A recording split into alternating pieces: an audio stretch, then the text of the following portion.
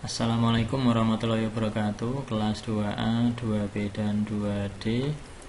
Kita lanjutkan materinya CSS. Mudah-mudahan kemarin sudah dilihat videonya, dicoba dan dilatih ya. Karena lagi fokus di teknik informatika itu adalah Anda bisa ngoding setidaknya. Nah, bagaimana supaya bisa menjadi terampil atau ahli ya, intinya tetap berlatih. Oke, untuk materi selanjutnya CSS ada margin. Pengertian margin di sini sama seperti kalau Anda belajar atau mengoperasikan di Microsoft Word atau yang lain. Jadi di sini istilah margin adalah jarak sisi terluar terhadap elemen ya. Jadi dari tepi diilustrasikan seperti ini, misalnya ini ada objek atau elemen, misalnya nanti juga ada gambar atau yang lain. Yang dikatakan margin adalah batas atau jarak dari batas terluar sampai ke batas tepi dari elemen tersebut. Nah, kemudian untuk model penulisannya ini nanti ada beberapa versi ya, atau beberapa cara. Sebelum ke sana kita pahami dulu ada istilah top margin, yaitu jarak antara tepi luar dan elemennya dari sisi atas. Nah, nanti kalau sebelah kanan berarti right margin, ada bottom berarti sisi bawah, kemudian nanti ada left berarti jarak dari sebelah kiri sampai di batas elemennya. Nah, nanti kalau misalnya ada objek yang lain atau elemen yang lain, maka faktor yang mempengaruhi jarak antara teks atau elemen satu dengan yang lain itu adalah bottom margin di elemen yang pertama dan top margin di elemen kedua. Jadi itu nanti akan mempengaruhi jarak antar elemennya. Untuk penulisan, kalau misalnya model yang baris 5-7 seperti ini, misalnya saya membuat suatu kelas begitu ya, namanya box 1. Misalnya saya tetapkan marginnya senilai 5 pixel. Berarti kalau ada tulisan seperti ini berlaku untuk atas, kanan, bawah, dan kiri itu semuanya senilai 5 ya. Nah, tapi kalau yang di penulisan yang nomor 2, box 2 di sini, kelas di yang box 2, kalau misalnya saya hanya menyatakan margin left nilainya 10, maka yang lain itu nilainya default atau 0 ya, tidak ada jarak.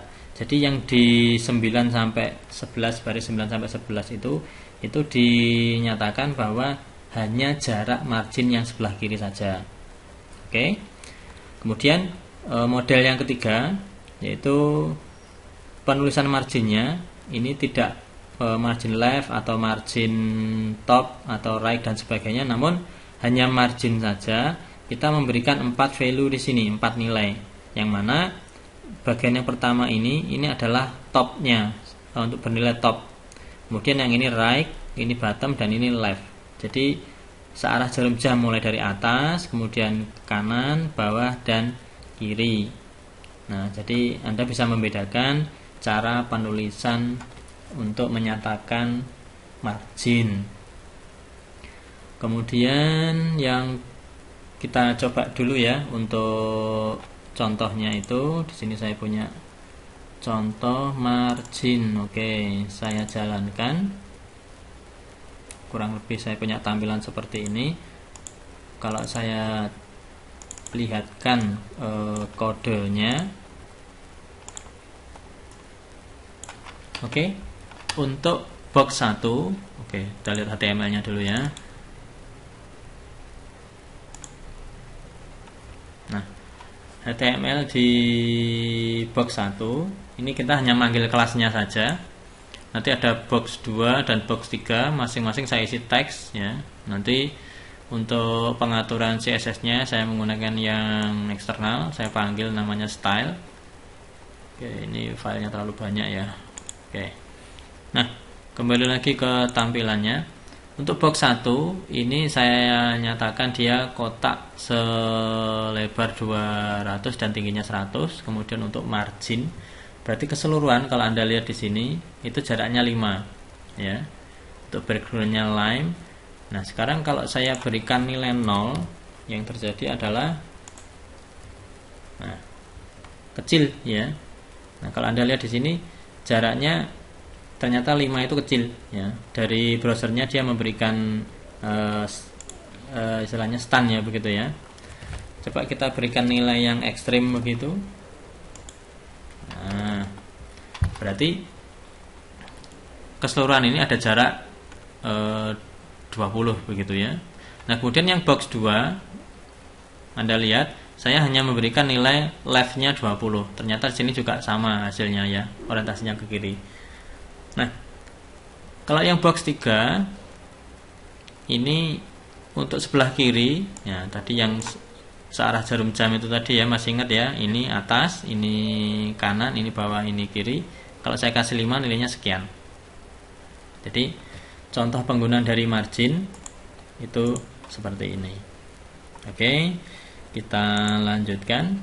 Nah, sekarang ada padding. Padding ini merupakan jarak dari kontennya terhadap batas elemen ya. Jadi kalau misalnya saya punya text box begitu ya, jarak dari teksnya terhadap batas terluar dari text box tersebut. Untuk pengertiannya sama, nanti yang bagian atas itu menggunakan perintah top padding, kemudian yang sebelah kanan itu right padding, dan seterusnya, tetap searah jarum jam ya. Untuk penulisannya juga sama seperti margin. Jadi kalau kita lihat di contoh, kalau misalnya hanya padding saja, maka ini berlaku untuk semua batasan atas, kiri, bawah, dan kanan ya. Kemudian kalau misalnya hanya kita tentukan left, berarti ini hanya berlaku untuk kiri saja. Namun kalau kita isi 4 nilai di sini, ingat ada spasinya ya, lebih diutamakan ada spasinya, maka ini nanti akan membentuk padding. Jadi jarak dari batas atasnya itu terhadap batas elemennya itu adalah 30, kemudian yang sebelah kanan 12, sebelah bawahnya 25. Nah, kemudian ini untuk contoh padding. Nah, kita lihat kodenya dulu. Kodenya di sini sama, saya membuatkan satu kelas, nanti memanggil teks ya, isinya box begitu. Kemudian untuk CSS-nya hampir sama, saya hanya memodifikasi sedikit ya. Kemudian kalau kita jalankan itu kurang lebih seperti ini. Nah, di yang contoh padding ini kita fokusnya adalah ke jarak. Dimana kalau di sini paddingnya kita buat 5, maka jarak dari kiri atas ya. Sebenarnya kalau kanan, kalau kontennya sedikit ini tidak berlaku ya. Nah, kalau kita hilangkan di sini,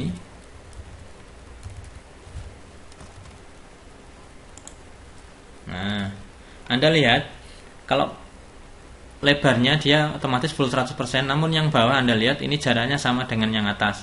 Kalau kita naikkan menjadi misalnya 35, nah ini yang berubah adalah atas, kemudian yang kanannya dia relatif menyesuaikan karena lebarnya 100%, kemudian yang bawah juga sama 35, yang sebelah kiri juga demikian sama. Bisa dipahami ya? Nah, jadi kalau untuk padding ini kita fokusnya adalah dari batas elemen ke kontennya dalam. Anda juga bisa lihat yang ke bawah untuk yang box 3 penulisannya juga hampir sama dengan margin. Nah, mungkin bagi yang bingung antara padding dan margin, nah bisa lihat di sini. Jadi perhatikan bahwa yang warna biru itu adalah ilustrasi untuk batas marginnya. Kemudian yang merah ini adalah untuk padding. Sekali lagi, padding itu di dalam elemennya. Kalau margin itu orientasi jarak terhadap keluar. Oke. Kemudian, nah sekarang kita lanjut ke perintah font. Font kalau di dalam HTML kemarin mungkin Anda bisa menyisipkannya di inline begitu. Namun kalau nanti desain kita sudah agak rumit, complicated begitu, kayak status di FB misalnya begitu ya, complicated, bingung nyawang ya. Nah, supaya nanti lebih mudah untuk dipanggil kembali sesuai dengan fungsi dari CSS, maka kita bisa meringkas ya nanti. Nah, di dalam CSS itu lebih beragam pengaturannya. Nah, salah satunya atau beberapa, yang pertama ada font size. Kalau kemarin Anda mengenal satuannya itu pixel atau px, maka di CSS itu ada satuan yang setara namanya IM. 1 IM itu setara dengan 16 pixel. Jadi kalau misalnya ada suatu nilai, misalnya font size 2,5, maka itu setara dengan 40 pixel. Jadi acuannya 1 M itu adalah 16 pixel. Mana yang lebih sering dipakai ya tergantung selera. Kemudian untuk contoh nanti bareng-bareng saja kita lihat di filenya. Sekarang saya jelaskan dulu. Untuk font weight ini merupakan ketebalan ya. Tidak semuanya dipakai, tapi sekali lagi tergantung dari kebutuhan. Nah, untuk font weight biasanya orang ya hanya sekedar tebal dan tidak tebal saja atau normal, namun ya sekali lagi dikembalikan kepada kebutuhan. Nah, untuk yang berwarna biru ini adalah format penulisan. Jadi yang warna biru itu nanti maksud saya itu seperti ini ya. Jadi format penulisannya. Kemudian penjelasannya adalah kalau normal ya ketebalan standar. Maksudnya standar itu tidak ada tidak terpaku berapa piksel begitu, namun ini juga terkadang menyesuaikan dengan browsernya ya. Kita pakai browser yang umum saja. Nah, untuk yang istilah bold itu adalah ketebalannya 2 kali dari yang normal ya. Kemudian yang border ini lebih tebal dari yang tebal. Nah, kemudian istilah lighter di sini bukan bercahaya, tapi ini lebih jelas. Nah, terkadang juga setiap browser memiliki hasil yang sedikit berbeda ya. Nanti kita bisa coba di contoh ya. Kemudian untuk number, nah di sini kalau tadi kita hanya normal kemudian tebal, lebih tebal dari yang tebal, itu mungkin nggak terukur. Nah, kita bisa menerapkan satu nilai ketebalan dimulai dari 100 sampai 900, di mana acuannya gambarannya kalau nilainya itu 400, itu hasilnya kurang lebih sama seperti font yang ketebalannya normal ya. Namun kalau kita kasih nilai 700, dia bold atau tebal. Nanti Anda bisa coba. Nah, untuk inisial dan inherit ini jarang orang pakai, tapi ya tergantung dari kebutuhan ya. Nah, kalau inisial itu mengembalikan ke nilai defaultnya. Jadi kalau di atas sudah dinyatakan misalnya bold, ya dia ngikuti bold. Kalau inherit ini hampir sama seperti kalau kelas itu dibuat semacam induk begitu ya, maka nanti dia juga ngikut atasnya, sehingga untuk format pengaturan tidak lagi ditulis ulang, cukup ngikut yang atasnya. Untuk font family ini mengarah kepada kayak semacam nama fontnya ya, kita bisa mengganti. Anda bisa lihat contoh penulisan ya. Kalau font sendiri saya kurang begitu familiar karena font itu banyak, dan kalau Anda lihat di internet itu font kita bisa ngedit sendiri ya, disediakan satu kemudahan. Bahkan di aplikasi grafis itu ada yang khusus untuk font generator. Maka kalau kita menuliskan atau memberikan pengaturan font dengan nama tertentu, sementara di library kita fontnya nggak ada, ya otomatis nanti akan diproses tampilannya itu dengan font yang default dari Windows atau dari browsernya ya. Font sendiri macam-macam ya, saya nggak bahas ke jenis fontnya, saya hanya ke perintahnya saja. Yang umum orang biasa pakai itu misalnya font family, misalnya langsung Times New Roman atau yang Courier gitu aja ya. Kalau yang generic family dan lain-lain ini contohnya juga jarang ya. Kemudian font style ini lebih mengarah kepada gaya font atau lebih mirip kalau dia dicetak miring. Nah, ternyata cetak miring itu ternyata macam-macam setelah saya baca literatur itu ya. Nah, kalau dijelaskan seberapa miringnya ya relatif. Nah, lebih baik Anda melihat font ya, jenis-jenisnya font yang ada di defaultnya bawaan dari kalau Anda pakai Windows, dilihat. Kemudian kalau Anda mau cari yang lebih lengkap ya silakan di Mbah Google ya. Karena sekali lagi jenis font itu banyak. Nah, semuanya tetap dikembalikan kepada kebutuhan untuk desain web Anda seperti apa. Kemudian untuk macam font, pengaturan font yang lain adalah font color. Nah, ini lebih sederhana sebenarnya, karena untuk pengaturan itu warna kita bisa menggunakan warna-warna yang menggunakan perintah, misalnya red, yellow atau yang lain, ataupun juga lebih spesifik yang lebih detail ya, kita bisa menggunakan warna kode hexa ya. Untuk inisial dan inherit pengertiannya masih sama. Oke, kita lihat contohnya font.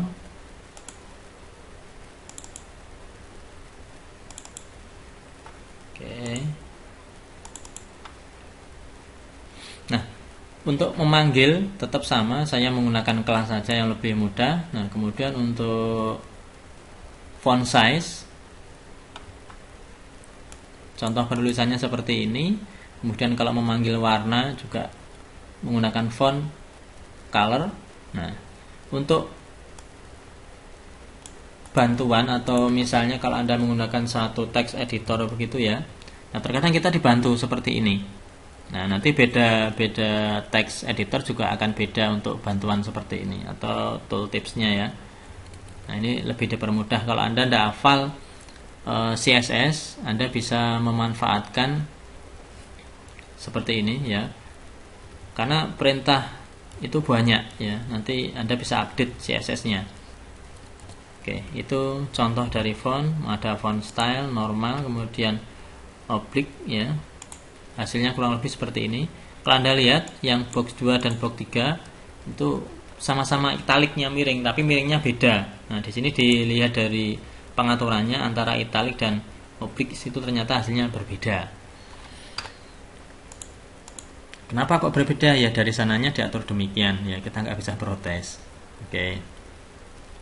Kemudian ada hyperlink. Nah, kemarin link Anda hanya belajar bagaimana diarahkan dokumen itu kemana, apakah berada di halaman yang sama ataukah terbuka di halaman atau jendela yang baru. Nah, sekarang link di CSS ini lebih memperkaya ya. Jadi link itu bisa kita atur kalau sudah dikunjungi warnanya apa, kemudian kalau kursornya berada di atas link itu hasilnya seperti apa. Nah, nanti kita bisa coba ya. Kalau istilah visit berarti dia link itu telah dikunjungi. Kalau hover atau maksudnya adalah horizontal hover. Nah, ketika kursor itu berada di atas link tersebut, nah ini perintah ini akan berfungsi. Nah, kita lihat contoh dari link. Nah, seperti ini. Kalau Anda lihat warnanya berubah menjadi warna merah. Nah, kita lihat pengaturannya. Nah, perintahnya saya ambil contoh misalnya hover ya. Jadi ketika kursor itu berada di atas, maka Anda lihat di baris ke-6 warnanya adalah merah. Nah, kita bisa mainkan misalnya saya coba padding begitu ya. Untuk live-nya saya isi 20 px, saya simpan, saya refresh. Nah, yang terjadi adalah ketika kursor atau mouse-nya itu berada di atas link, maka memproses padding sebelah kiri sebanyak 20. Jadi seolah-olah kayak bergerak begitu ya. Nah, kalau Anda modifikasi,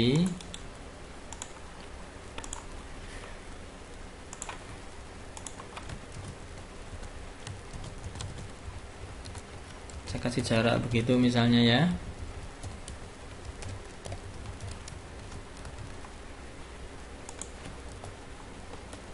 Nah, ini seolah-olah bisa memberikan animasi. Ini dituntut kreativitas sebenarnya. Jadi Anda bisa memainkan apakah kalau itu di atas itu kalau kursornya di atas, paddingnya yang bergerak atau yang berfungsi, ataukah size-nya kita atur ya. Size kita ubah misalnya 28 pixel. Nah, ternyata lebih kecil ya. Oke, kita ubah font size-nya misalnya menjadi 58. Nah, berarti yang tersorot ini yang fontnya besar. Nah, terserah Anda nanti kreasinya bagaimana menggunakan atau mengeksplorasi link ya. Nah, sekarang format teks. Format teks sendiri lebih banyak dipakai untuk mempercantik ya tampilan dari suatu paragraf, biasanya kombinasi teks. Di sana ada warna, ada text align, ada dekorasi. Nah, untuk color ini mengatur warna, bisa juga diwakili menggunakan font color ya. Sama saja, atau color saja itu sudah mewakili. Kemudian ada text align, bagaimana teks itu diletakkan dalam posisi orientasi. Ini keliru tulisannya, orientasi horizontal. Jadi apakah berada rata kiri, rata tengah, atau rata kanan, ataukah justify. Nah, kalau dekorasi ini lebih banyak ke tambahan, misalnya dicoret, garis bawah, atau dan sebagainya. Kemudian untuk format yang lain ada text transform, ini mengubah menjadi huruf kapital atau sebaliknya ya, dari besar ke kecil atau sebaliknya. Kemudian text indent mengatur jarak alinea ya pada teks. Ada kemudian text spacing, jadi jarak antar teks. Text spacing maksudnya adalah karakter. Jadi lebih lebar nanti ya. Lebih jarak, lebih apa istilahnya itu, lebih longgar.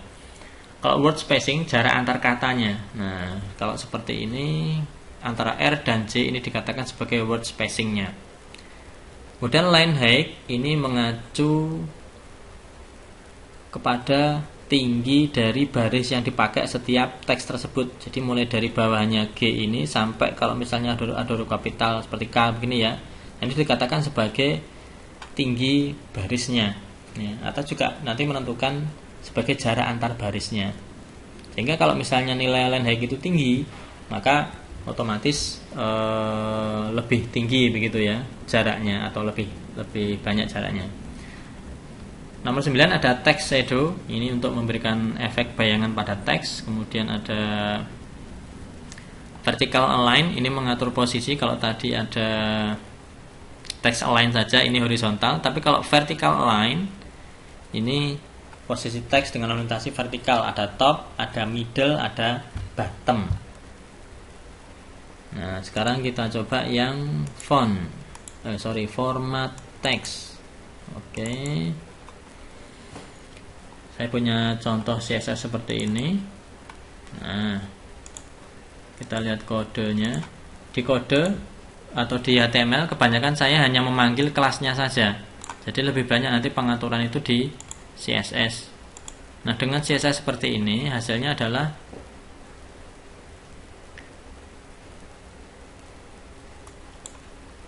saya memanggil pakai format teks yang format garis bawah teks, hasilnya seperti ini. Jadi warnanya biru, color ini untuk warna teksnya, text decoration underline, ini ada garis bawahnya. Nah, kalau saya ubah menjadi format 1 misalnya begitu,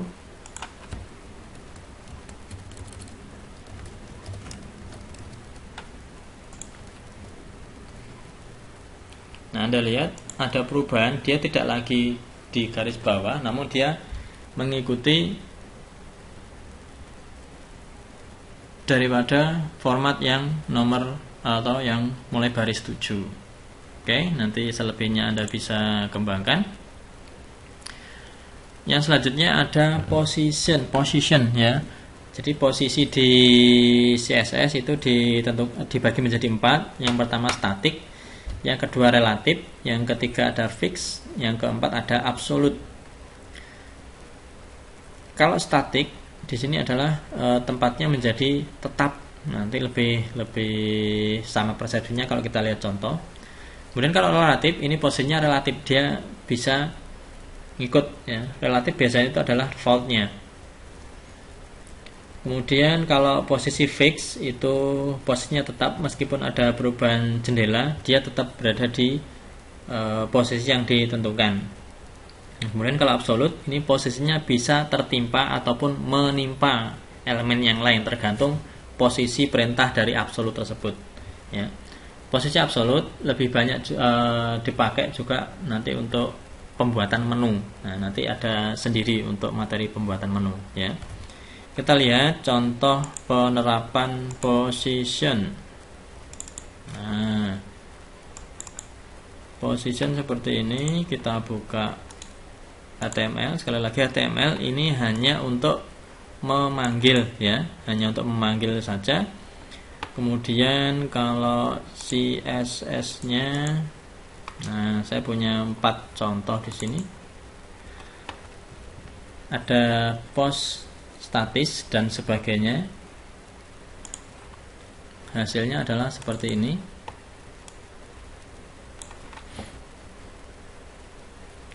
Anda bisa amati kalau relatif. Kemudian ada fix. Fix di sini yang berwarna yellow, yang absolutnya saya hapus dulu ya.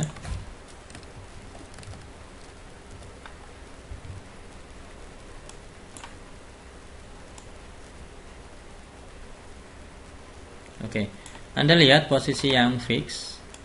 Nah, ini posisinya ya tetap di sini ya, meskipun layar kita gulung, dia ada ya.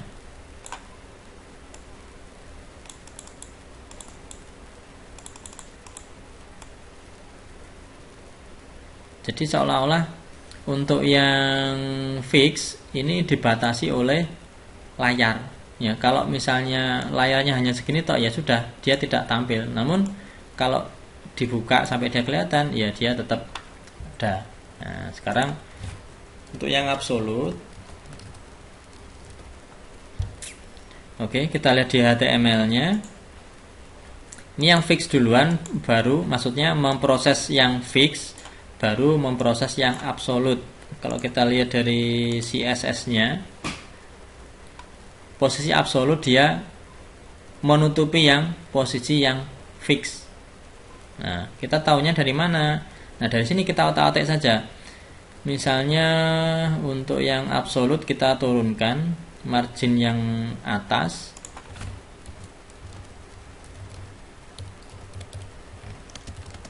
Kita beri 50. Nah, dia turun ya. Namun kalau perintah urutannya ini kita balik, yang absolut dulu dari fix, maka hasilnya juga nanti terbalik ya. Absolutnya yang tertimpa. Nah, nanti kita bisa atur seolah-olah itu ada semacam kesan 3 dimensi begitu ya.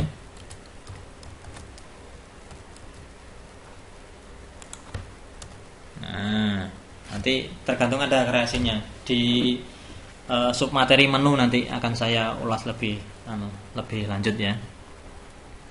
Kita kembali lagi ke teori, mudah-mudahan Anda paham ya, karena memang keterbatasan kita menghadapi wabah ini ya. Terus ada border.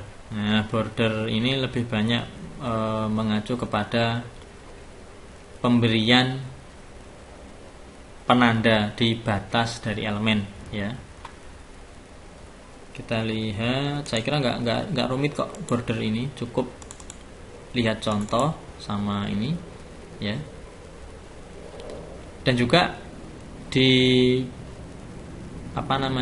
penulisan CSS tidak hanya sebatas ini toh, Anda bisa kembangkan. Misalnya kalau di kelas atau ID-nya itu memerlukan perintah yang lain, ya silakan ditambah, misalnya seperti ini.